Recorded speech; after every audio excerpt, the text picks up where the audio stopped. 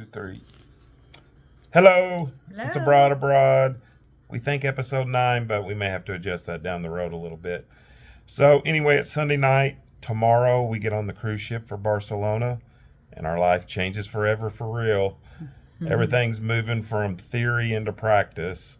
And that's actually a good topic for the last couple of days. We've had a really interesting couple of days.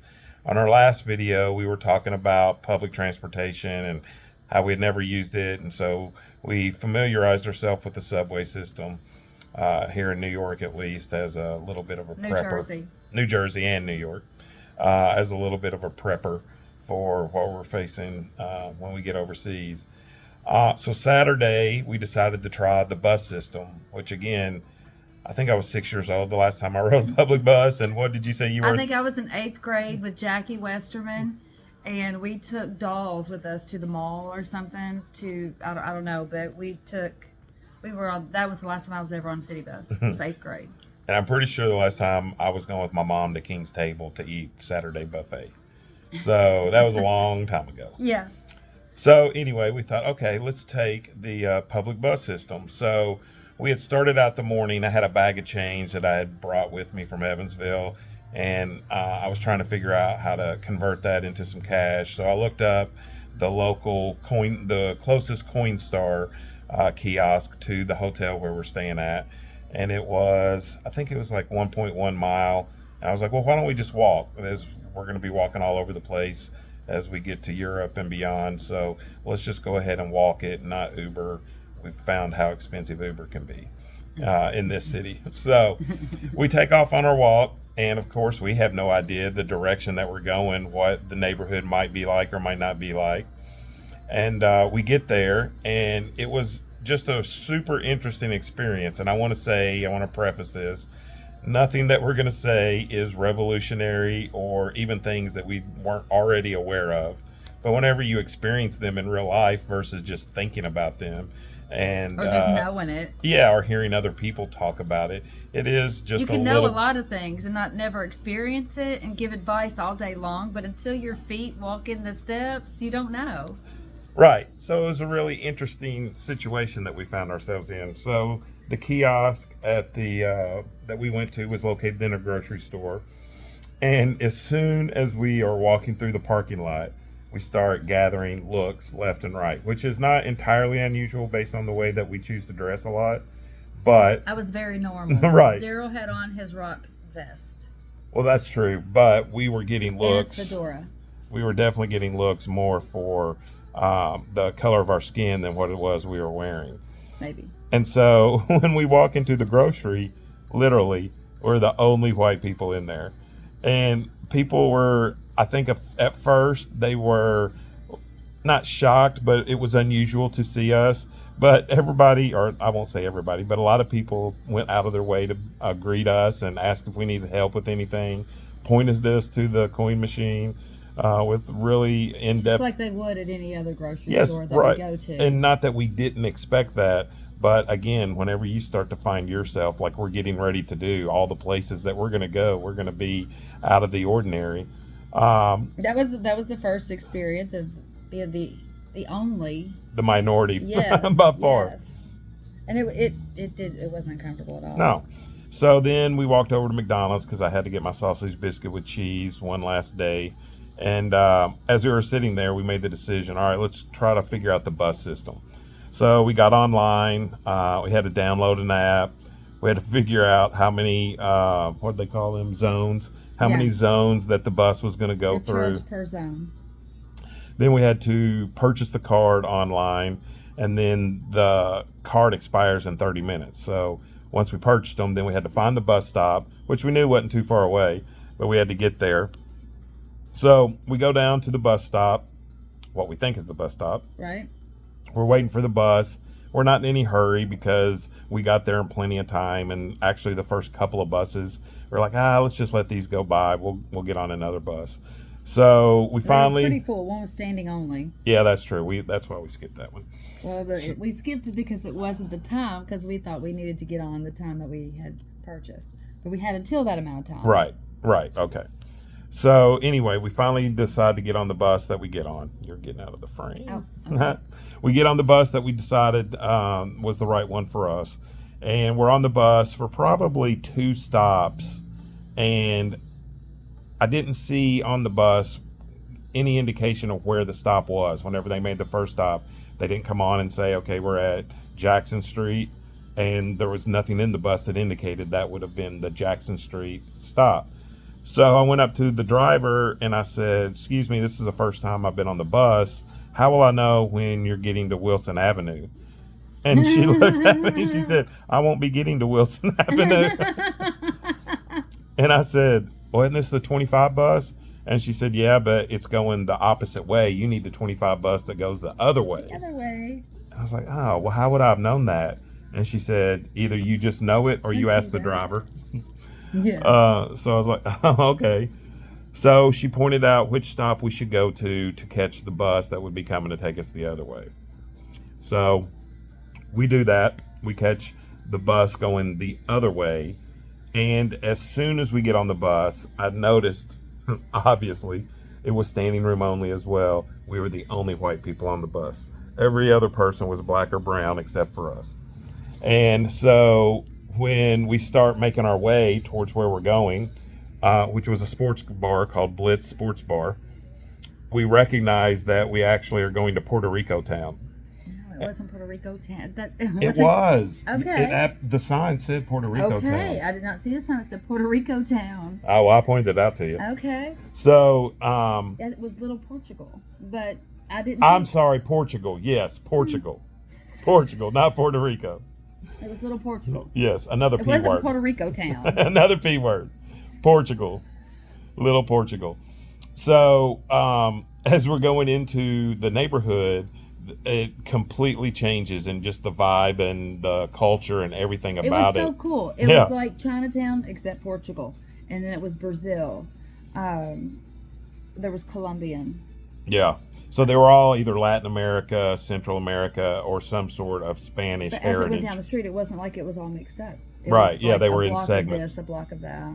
So it was a really neat experience, just to see the immediate switch from one block to the next. Again, we've been to Chinatown in San Francisco and in New York and in Chicago. We've been to Little Italy, so we're not unfamiliar, but it was This a is little really bit cool. different. I've never seen Little Portugal before. Right, I've seen Chinatown. right. Yeah, that was neat. But it definitely had a little bit of a different vibe, and so we got to the sports bar and walk in, again, the only white people, and we were there for, I don't know, probably about 20 minutes, and you could tell it was the owner of the bar was sitting at the end of the bar. And after I think our second drink order, he just said, you all aren't locals, are you? And we laughed and said, no, we're not. We're actually just here for another couple of days, and we're getting ready to head to get on a cruise for Barcelona, and told him a little bit about our adventure. And so then he gave us all of these pointers about in Spain. Oh, I had a map out. I was looking at the Portugal or our Spain book. Yeah, and he really wanted us to spend a lot of time up north in the Basque country, and gave a lot of pointers and suggestions about that. And then, chatted us up for a little while. He pointed out, and I don't know, about an hour later when we started talking about food, that we overheard them talking about a place that made Brazilian barbecue on Wednesdays and Saturdays only. Oh yeah. And so he was talking about Danny making this barbecue at 4:00, and he was talking about going to get some himself. And so that perked my ears up, and I asked for some more information, and they told us how to get there, and they said they start serving at 4, and it's only on Saturday and Wednesday that you can get it, so you should definitely go. So we went and got it, and it was fantastic. It was amazing. Yeah, it was really grilled good. pineapple, grilled skirt steak, grilled onions, and were there jalapenos? I don't think there were I jalapenos. don't remember. But it was amazing and very delicious.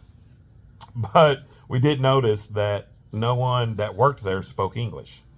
And so it wasn't difficult to figure out what we wanted. The menu was very clear on what the items were, and we could just point. But they didn't speak any English at all. So we have a great meal.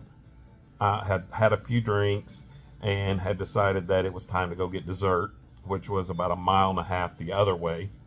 So we pay for our meal and we start walking to the dessert section or the dessert restaurant where we're going to get our 4 cupcakes. And what else did we get? Strawberry shortcake and red velvet cake. Oh my God, it was a huge piece of red velvet cake. It was really big. It was like the piece that Jack got for my dad. That was coconut. It was huge. Right. And we still have the 4 cupcakes. we're going to have those tonight. Or at least I'm going to have one. Right. So we get to the dessert place. I go to pull out my credit card. I don't have it. I had left it at the restaurant. By this time, it was they were already closed. So this morning, first thing, whenever I wake up, I call. Nobody's there. They open at noon. When I call finally at noon and somebody answers, they don't speak any English. And she said, un momento, and hands the phone to someone else who also didn't speak English. Spanish. Obviously, we need to work on that a yes. lot. And the guy didn't speak any English either. And I was explaining that we left our credit card there and could they look it up. And he just hung up on me twice. So I was like, I guess that's a no. Well, all right, what are we going to do? So we take an Uber. We go to the restaurant. Luckily, someone that was sitting at the bar spoke English and Spanish and explained to us that nobody that works there spoke any English. And he was helping us. They didn't have the card. We don't have any idea where the card is. It's gone. It's gone. So another lesson, don't lose your freaking best credit card the day before you're leaving the country. Yeah. That might pose a little bit of a situation. But Daryl got it all smoothed out. We'll get it figured out. It won't be bad. So anyway, as we get ready to jump off into this new world, it just was interesting. Oh, and so then the capper today, because we'd gone back to the restaurant to look for the credit card, and I said, well, why don't we just walk back towards the hotel area and let's just stop for lunch and a beer at a couple of places on our way back just to get a feel for what it was like. So we went to a local place and got empanadas, which were the best. Oh, they were so good. Oh my gosh, it was so good. I don't even know what mine was called, but it had cream cheese and corn, and I can't even tell you. Yeah, it was more veggie, and mine had it was no meat. Ground beef, green onions, and green olives, and cheese, and it was incredible.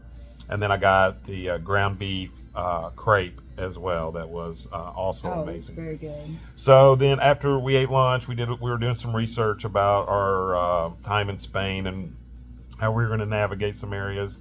We walked down to a bar about a half a mile away, and I was like, why don't we just stop here and have a beer here? So Music was like, was it was booming. blasting, and it was 2:30 on Sunday afternoon. So Penny's like, yeah, let's go in here. So immediately we open the door. There's a mask, like he's not wearing an N95 mask. He's wearing some sort of... It's like a ski mask, like for military. Right, like a military mask. A security guy from head to toe in black, and it says security. And he had walked in, no problem. Right. He had to pat me down. And I mean, it was more than a TSA pat down. He patted down much more than TSA. If I was hiding anything, to see what you had in there. He would have found it for sure. Yeah. And he was like, all right, good to go. So we walk in, and I mean, all eyes are on us. Again, the only white people, the only English-speaking people in the place. No one in the entire building spoke English. Right. And we're in New Jersey. I just thought that was really odd. Well, that's not true because the lady that helped us, she was bilingual. Yes. So the downstairs was pretty full. So we went upstairs, and the music, I swear I've never been in a bar with music this loud. It was this as loud loud. as a concert.